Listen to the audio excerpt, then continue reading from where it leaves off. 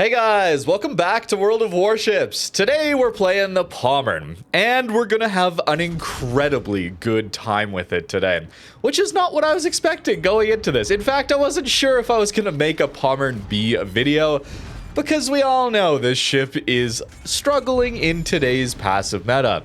Being tier 9 also is a bit of a problem these days too. However, I played this one game, and I knew I had to play more, as I had an incredible match here. And then it just continued. I continued to have fun in Pommern in random battles in 2025. I could not believe it, so now I'm making this video. I think it's a bit fortunate or lucky on the matchmaker. Just happened to get games where we could push into brawling distance, as well as the main guns actually performing rather well for us. Overall, I think Pommern is not the strongest ship these days anymore, and honestly, it's very expensive for Black Friday. You really should just get it for coal if you're interested in this playstyle. But we're gonna have a good time. So let's see what Pommern is actually capable of when it cooperates with you. This ship has 12 Tirpitz guns, essentially, which adds a lot of consistency. We're a tier higher, of course, but we retain the torpedoes of Tirpitz, but we gain the Hydro like we see on a Bismarck. So it's a tier higher than Bismarck and Tirpitz, but it combines both of those strengths, which is honestly really nice to have. 12 guns is excellent, however, it's 1.5 Sigma battleship dispersion. Sigma being the tendency for those shells to go towards the center of your dispersion ellipse. Lower is usually worse, and in this case, Pommern is a little bit inconsistent a lot of the time. However, it worked out for us in a lot of these games. Again, I think I got very lucky here. I was pretty excited though, honestly. Pommern was a ship that I really enjoyed when it came into the game. I thought it was really cool that we had this addition which combined both Tirpitz and Bismarck strengths with those Torps and the Hydro. And at tier 9 back in the day was one of the best tiers to play, if you can imagine that. Constantly getting these down tiers into tier 7 games, it was really, really fun. The firing angles were a bit of a problem, certainly still are. 43 degrees forward, 40 degrees backwards. A lot like GK, it's like the tier 9 version of GK. But honestly, back in the day, it was one of my favorite ships to play, and I highly recommended it to everyone who wanted a fun, brawling, cold battleship. The reason it's not as good these days, or the reason I thought it wasn't as good these days before getting these games, was thanks to tier 9 matchmaker changing up and dealing with a lot more super ships, tier 10 games, as well as the game getting more passive over time. Pommern needs to play at these closer ranges. While it has decent range on these main guns, and 12 guns adds to some consistency, at longer ranges, I find these guns to be pretty anemic and rather inconsistent. At closer range, you gain some of that consistency back just because it's harder to miss things when they're up close and personal. The other thing being the secondaries. Pommern had excellent secondaries on release. We've seen a little power creep in that regard recently. So Pommern secondaries do not have the power that they once had, at least relative to the other ships at its tier. As far as brawling battleships go, it's kind of middle of the road. 28k hitting DPM at 10 kilometers is fine, but we get things like the Prince Ruprecht, the tech tree tier 9 on the Schlieffen line, which gets over 40k, 43k hitting DPM. Even things like Navarin being added, Iwami, those are up around 50k hitting DPM. Valparaiso, 43k hitting DPM. Some of these ships don't pen 32 millimeters, but it's still worth mentioning that Pommern does not have the secondary accuracy that allows its DPM to hit terribly consistently. It is nice to have, though, and you're going to see a lot of opportunities in these games that would be missed on a ship that doesn't have this secondary firepower. When pushing in, it's really, really useful to have something that fires quickly and has great ability to fire on opposite sides of your ship, okay? Battleship guns don't turn very quick, Pommern being no exception to that. If a destroyer pops up on your flank, well, it's really useful to have these extra secondaries to help deter that destroyer from YOLO rushing you with torps, or just getting a lot of free farming damage on you with fires, anything like that, because we do burn. And one of the big problems with playing these German brawling battleships is that their superstructure is gigantic. The size of a lot of other ships in their entirety is our superstructure. And since everybody can pen that with HE, AP even arms in our superstructure a lot of the time if we try and angle it, It means these ships take a lot of damage at almost any angle. So Pommern has a lot of HP to start with, but you can burn through that rather quickly if you just decide to YOLO rush in. I think that's one of the things that made the new Libertad line introduction so insane, apart from the crazy acceleration, secondary accuracy, pen, and damage on them of F key, of course. But they didn't have much for superstructure, you notice that? And that's one of the main weaknesses of something like the Pommern. You have to be very careful about the situations you get yourself into. Isolating 1v1s is crucial because at closer ranges, at longer ranges, you're just going to take extra damage to this superstructure. Of course, we also have to watch out for our broadside armor. We have Turtleback, which is excellent at preventing citadels, but this Turtleback has a bit of a flaw. I'll show you the armor at the end of the video, of course, but it doesn't reach quite far enough below the waterline to fully protect us. So if we turn a little bit when we're broadside, we can actually take citadels when we're flat broadside onto people, which is not the case with something like Bismarck or Tirpitz, or even if we go up a tier into GK. Something uniquely weak about the Pommern. It's not going to happen very often, but it happened a couple times in playing this ship for this video, and it I think is worth mentioning. Also, the secondaries here, we have the 105mm secondaries alongside the 150s, so it's not like what we get at GK and higher tier battleships on the German battleships, where you get the 128s. Those have the 32mm pen base. These 105s only pen 26mm of armored base, so you got to take IFHE if you actually want to pen 32mm of armor. That's a major threshold at these higher tiers, as that is battleship extremity armor a lot of the time. And some battleships have it all over. And if you're getting into brawls, if you're trying to get the most out of these secondaries, you probably do want to take IFHE. It does mean, though, that it cuts your fire chance in half, so you're not going to be getting nearly as many fires. But the alpha damage is usually worth it on those secondaries. But if you're spamming some HE out of the main guns, which maybe you have to with 380mm here, and we get up-tiered into super ship games from time to time, the AP might not perform so well in those games. You might want to shoot some of that high explosive, and then you cut your fire chance in half. So it's hard to play this ship into random battles a lot of the time. I gotta talk about these downsides, because we're about to see this ship just perform incredibly well. Already on an absolutely incredible game to start with, and it just continued, really. I got a couple super ship games, which were a little bit less fortunate, certainly, but we still did pretty well overall in this ship. I think the big problem here is going to be finding opportunities to push in if you decide to get yourself a Pommern. It's going to be challenging, I think, to get those opportunities to see this ship shine. It still has great capacity to carry games and perform really well. I think it's just going to be really hard to find those opportunities these days. Not unique to Pommern. This is a lot of these secondary brawlers that were released a little while ago that don't have all the gimmicks of the newer ones, like Valparaiso being able to live indefinitely while its heal is up, things like that. Pommern certainly does have some of those weaknesses, but I was really happy to get some very good games out of it these days, as it goes to show that sometimes if you get very lucky on your matchmaker and you play well, some of these older ships that I would think are very power crept can still perform extremely well. Being able to hold your shots while people are bow into you and waiting for them to go broadside while your secondaries apply a lot of pressure is a great tactic to use, which I was hoping to use on this cruiser here, but he decided to stay at bow in.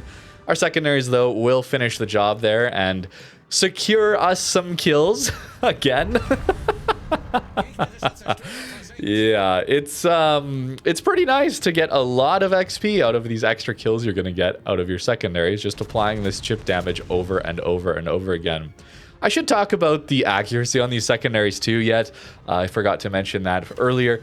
But you don't have the full accuracy like you see on the Schlieffen line. This is kind of the difference or unique factor of these mainline style German battleships. Preußen line, Freddy, Bismarck, Tirpitz, Pommern, all these ships have this middle of the road secondary accuracy. Very few ships actually get this, where it's way better than base battleship secondary accuracies. They're actually usable, but it's not as accurate as Schlieffen line. So you can see it's a little bit all over the place, at least until we get full manual secondaries activated. And it hits quite regularly, but it's not quite as consistent as something like Schlieffen. So even though we do have a lot of secondaries firing, and you'd think the hitting DPM would be good, well, it's that little feature of the accuracy not being quite as good as Schlieffen line.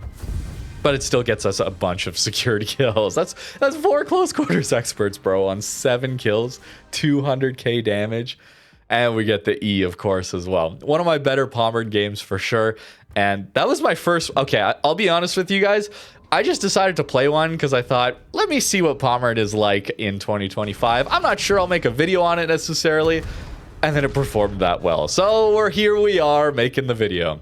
Notice we took a Citadel from that Carnot, by the way. Slightly turned in, which I think lifted the side of my ship I was showing towards the Carnot just enough to raise the bottom of our turtleback above water. So you got to be a little bit careful there. Getting into another down tier here, and we're going to see this ship absolutely shine. If you're playing things like ranked or brawls, I think Pommern is still a very, very good ship, actually. It's just the random battle queue, okay? And I have complained about this in the past quite a lot with tier 9s, and some people have said in the comments that I should go play those brawls and ranked, and I agree, honestly, I really should. But the reason I play so much random battles is because that's the main mode people play. If I was to review these ships or go over how these ships play in 2025 or whatever current year is, and I was to play the specialized game modes where they perform their best, that wouldn't be a great look at how these ships actually perform in the main game mode of World of Warships, would it? So that's a little bit of why I tend to play random battles to see how these ships go. It's the main game mode and the one the vast majority of people will be playing. And honestly, it's a good metric to go by to see if these ships can perform in random battles. Because if they do, then they're just going to perform even better in those more isolated game modes where you can push in a lot easier. So that's kind of why I go over random battle games, and I just include some caveats and my thought process on how I'm playing these ships and whether or not they would do better in those brawl and ranked game modes. That way, you get the picture of what they could be like in those modes, as well as some of the problems with playing them in random battles. Here we're seeing our Hydro on cooldown, and I do want to mention that pushing in without a Hydro is a little scary, and that's a massive benefit something like Pommern has. It does have a rather weak torp protection at only 25%, so you need to be dodging torps. Fortunately, we have that Hydro to help us out there, but it's not going to be available all the time. So if you're trying to time your push-up, probably a good idea to wait until you have your Hydro. We got very fortunate that Harikaze did not get any torps out on us. Otherwise, we would have been in some big trouble. Speaking of trouble, that Mogador gets spotted, and our secondaries allow us to engage him on the opposite side of our ship. We would never get our turrets turned in time to actually deal with him, and that's the strength of these secondaries in brawling situation. It allows you to miss a shot or someone to pop up on your broadside, and you can still engage them. Multiple threats at once. Broadside Amalfi at 7 kilometers, and it's not all sunshine and rainbows here. We only hit 4 shells, and most of those are overpens. It's a secondary built ship, so we're not going to get full consistency. Certainly 1.5 Sigma, we're not going to get the best consistency, okay? Pommern has performed so well that I'm going to let that one slide, okay? But it is worth showing you guys that it's not always going to be the most accurate. Here we're getting up over 2 million potential damage, and that gets us an extra heal. Building out secondary ships is rather difficult, okay? You want concealment, lets you push in sooner. You want extra heals, you're probably taking a lot of damage. You obviously want fire prevention, people are going to be shooting at you a lot, so you're going to be on fire a lot. You also want to take secondary accuracy. You also want to take secondary range. You want adrenaline rush. You see the problem here? We're running out of commander points for these things. So how do you build these ships out? Well, you got to make sacrifices somewhere. In some of these games, I was sacrificing Adrenaline Rush to take the 3-pointer skill that gives me my 5th heal on 2 million potential damage, which you can get somewhat regularly, but then you're losing Adrenaline Rush. Do you give up some secondary range instead? Well, then you're losing out on the main gimmick of this ship. Playing Pommern hybrid build can work, but buffing its accuracy with such poor Sigma, I find doesn't help out your consistency all that much. The higher your Sigma value is, the more valuable it is every little bit of dispersion buff you can get. At least that's how I find it. Maybe that's placebo, maybe that's just kind of my experience when playing these ships. So running full secondary build here seems to make the most sense to me. Running IFHE here does mean that we can't take the 2-pointer skill for AA, which gives us 40% consumable reload reduction. it's very difficult. And honestly, a lot of the time, I'm swapping my commanders around a lot whenever I'm playing these battleships. If you go back and watch old Pommern videos, Massachusetts, Ohio, any of these Schlieffen, you're going to see at the end of those videos that my builds look very different from video to video. It's really a vibes-based thing as to what I want to give up today and what I want my ship to be built on its strengths, okay? And that's kind of the unfortunate side, is Wargaming doesn't let us change our builds particularly easily, and it costs a lot of doubloons or elite commander XP to change them. At least with these premium ships, if you have a few higher point commanders, you can swap them in and out. Of course, with Pommern being a German battleship, Lucian's is absolutely incredible here, giving us secondary battery reload after we get the required number of hits. And Pommern should be able to get that. One of the strengths of having the 105s is they reload a lot quicker than the 128 secondaries that we get on the higher tier battleships, getting you that Lucian's buff all the sooner. But if we push too soon, of course, then we're going to die before we even get that Lucian's buff. Broadside Los Andes is probably not going to take much damage. Exposed Citadel, right? Surely. Pan American battleships are pretty strong, guys. Pommern can do pretty well against them, but still, it's tough to deal with those newer versions. Broadside Vermont, though, okay? I want you to remember that Amalfi salvo. I want you to remember that this is 1.5 Sigma, and then you usually should be missing the vast majority of your guns, okay? Normally, you're not getting a lot of damage here, but consider that we're on 111,000 damage right now, and that Vermont is now dead, and we're up to 144k. RNG, baby. That's the name of the game. Sometimes you just get really lucky, both on your gun salvos as well as a matchmaker. And I think that's what happened today. Pommern is not the beast that it once was. You need some good luck to get games like this, but that was my experience with it. So I wanted to share that with you guys today. And that's maybe one of the most interesting parts about making videos on this game for YouTube, is that we have ships like Pommern that I don't think anybody thinks is overpowered or even that meta-defining or very good these days.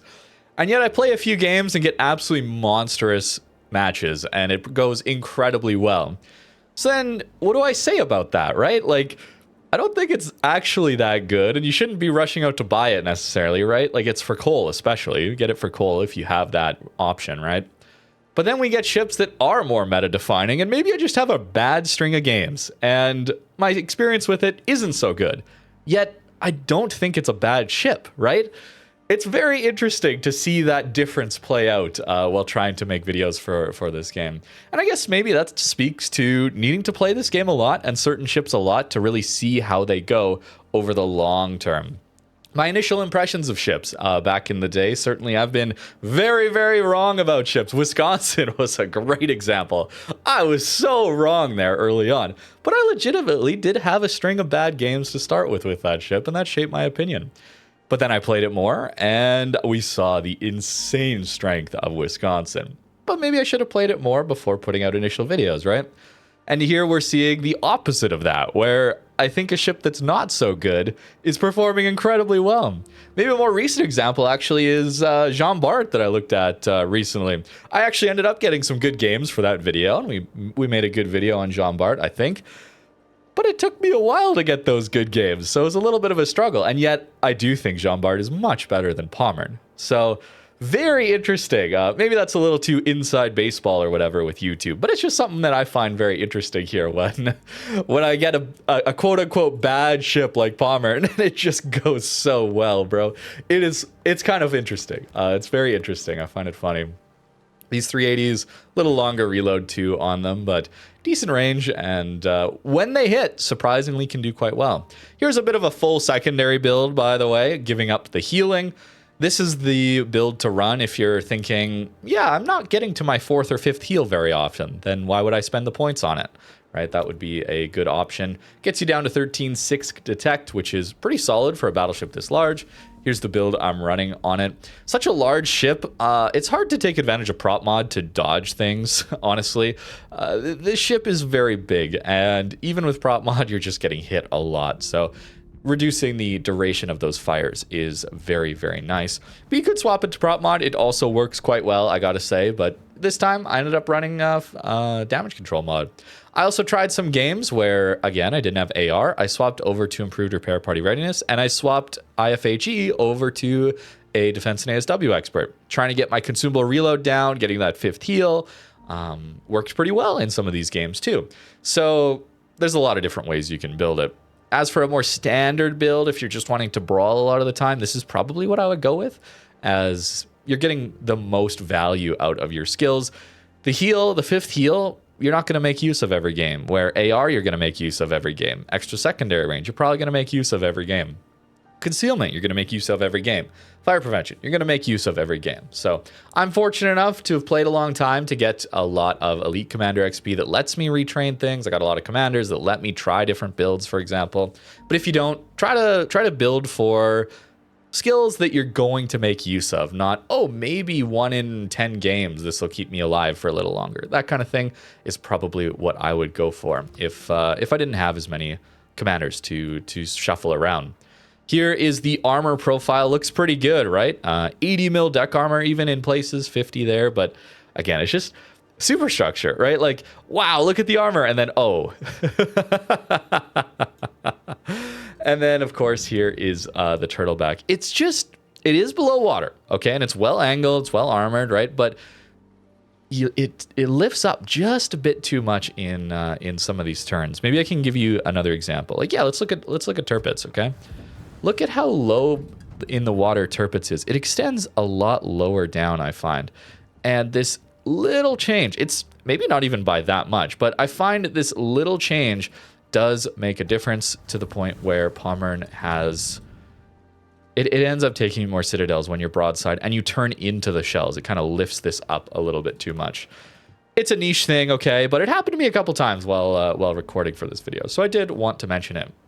So Pommern, pretty incredible, right? In 2025, well, more than likely, I got pretty fortunate on my matchmaker, and I think I would say I played pretty well too. Little bit of luck, a little bit of skill combined to get us a pretty fun video. So I hope you guys enjoyed. As always, with coal ships like this one, probably a good idea to spend your coal instead of things like doubloons or real money. That would be my suggestion. But let me know what you think in the comments down below.